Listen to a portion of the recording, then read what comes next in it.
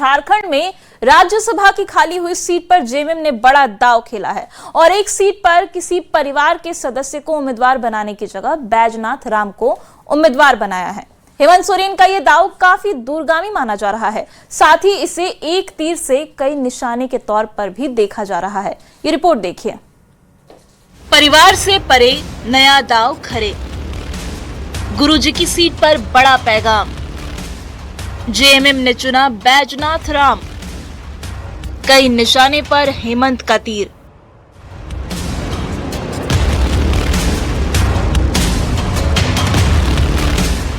झारखंड में गुरुजी के निधन के बाद खाली हुई राज्यसभा सीट पर जेएमएम ने इस बार ऐसा दांव चल दिया है जिसने हर किसी को चौंका दिया। झारखंड में 2 सीट पर राज्यसभा चुनाव होना है। इन 2 सीट में से एक सीट पर जेएमएम ने लातेहार से आने वाले बैजनाथ राम को उम्मीदवार बनाया है। जेएमएम के इस दांव के बाद अब हर कोई ये मानने को मजबूर हो गया है कि जेएमएम अब परिवारवाद से दूर निकल रहा है। झारखंड सरकार के पूर्व मंत्री और अनुसूचित जाति के मजबूत नेता श्री बैजनाथ राम जी को हम राज्यसभा चुनाव में अपने दल के अधिकृत उम्मीदवार के तौर पर उनके नाम की घोषणा करते हैं। झारखंड में राज्यसभा चुनाव की घोषणा होने के बाद हर कोई यही सोच रहा था कि जेएमएम गुरुजी की खाली हुई सीट किसी परिवार के सदस्य को ही देगी, जिनमें अंजनी सोरेन का नाम सबसे आगे था। लेकिन जेएमएम ने अपने उम्मीदवार के नाम की घोषणा करके सभी को हक्का बक्का कर दिया। जेएमएम से राज्यसभा उम्मीदवार बैजनाथ राम भी इस बात को मानते हैं कि पार्टी ने उन्हें टिकट देकर पार्टी के परिवारवादी होने का मिथ तोड़ दिया है। और देखिए, महत्वपूर्ण चीज यही है कि गुरुजी के निधन के कारण ये सीट खाली हुआ था और आम लोगों में ये भावना थी कि उसी परिवार से कोई जाएगा, लेकिन माननीय मुख्यमंत्री जी ने इस मिथक को तोड़ा और ये लोगों में एक संदेश देने का काम किया कि झारखंड मुक्ति मोर्चा अब केवल पारिवारिक पार्टी नहीं है, परिवार से आगे बढ़कर समाज की भी स्थापित हो गई है पार्टी और समाज के सभी वर्गों का प्रतिनिधित्व यहाँ है। अपने इस दांव से जेएमएम ने सिर्फ परिवारवाद का ही तमगा नहीं हटाया, बल्कि एक तीर से कई निशाने साधे हैं। सीनियर जर्नलिस्ट श्याम किशोर चौबे भी इसे हेमंत सोरेन की दूरगामी सोच मानते हैं। साथ ही इसे अनुसूचित वोट बैंक पर मजबूत पकड़ बनाने की कोशिश भी माना जा रहा है। दलित कार्ड खेल दिया है और इसका असर दूर तक जाएगा। फिलहाल भले न नजर आवे और सबसे बड़ी बात है कि ये सेफ सीट है।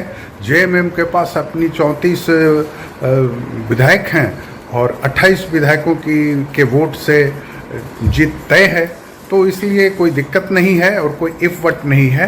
लेकिन हेमंत सोरेन ने एक बड़ा गेम खेला है।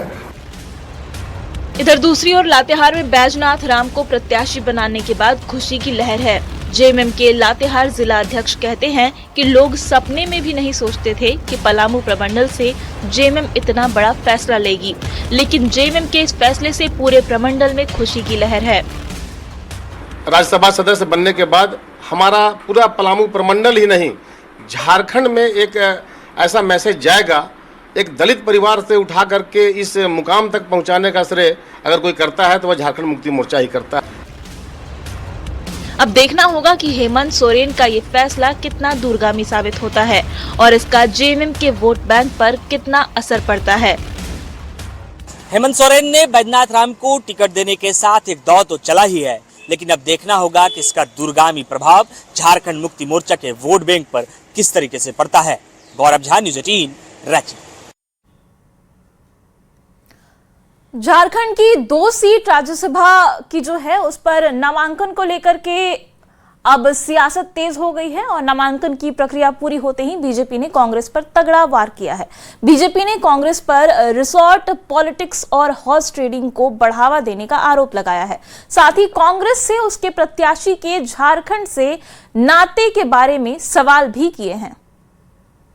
हॉर्स ट्रेडिंग करना ही पड़ता तो हम लोग खुद अपना प्रत्याशी देते हैं, लेकिन इस प्रकार खरीद फरोख्त की राजनीति को हम लोग पसंद नहीं करते, ना बढ़ावा देना चाहते हैं। हम लोगों ने देखा कि नितिन, क्या नाम इनका, परिमल नाथवानी जी 2 बार यहां से राज्यसभा के सांसद रहे हैं और दोनों बार सहस्र के ग्रामीण क्षेत्र में, गांव में अनेक प्रकार के कल्याणकारी कार्य इनके द्वारा किया गया था। चूंकि हम लोग पर संख्या नहीं, तो हम लोगों ने कार्यकर्ताओं को इस चुनाव में उतार नहीं पाए। तो ऐसी स्थिति परिस्थिति में चूंकि वो इस राज्य को जानते भी हैं, इस राज्य के लिए काम भी किया है, तो हम लोगों को लगा कि ऐसे ही प्रत्याशी को मदद करने से झारखंड को लाभ मिलेगा। लेकिन चूंकि हमारे पास संख्या नहीं थी, और संख्या नहीं, हर कार्यकर्ता को हरास करने के लिए हम क्यों प्रत्याशी बनाए? हम जान रहे हैं कि हम जीत नहीं पाएंगे, इसलिए हम लोगों ने प्रत्याशी बनाया। यदि हम लोग भी कांग्रेस की तरह पैसे के बल पर खरीद फरोख्त करते तो हम लोग भी जिता लेते। झारखंड में होने वाले राज्यसभा चुनाव को लेकर बीजेपी के प्रदेश अध्यक्ष ने कांग्रेस पर गंभीर आरोप लगाए हैं। बीजेपी ने कहा कि कांग्रेस के पास संख्या बल नहीं है, फिर भी हमारे ऊपर हॉर्स ट्रेडिंग का आरोप लगा रहे हैं। वहीं बीजेपी के इस बयान पर मंत्री शिल्पी नेहा तिर्की ने पलटवार किया है। उन्होंने कहा कि लोग राज्यसभा चुनाव को पैसे के लिए ओपन कर चुके हैं, सब कुछ बाहर से किया जा रहा है और अब ये लोग सिर्फ बरगलाने की कोशिश कर रहे हैं। कोई संख्या की इसमें बात नहीं है, बात सीधी है। ये खरीद फरोख्त करने के लिए इन लोगों ने विंडो को ओपन रख दिया है। अगर इतना कॉन्फिडेंस था इनके पास तो ठीक है, संख्या नहीं है, मगर यहाँ पे तो और भी बहुत घटक दल हैं। आप अपना समन्वय स्थापित करने का प्रयास करते, मगर ये सब चीजें बहाने हैं। जो चीजें हो रही हैं उनको लिपापोती करने के लिए। और आज सच्चाई यही है कि जो भाजपा प्रदेश है उसको भी कोई कंसल्ट नहीं किया जा रहा है।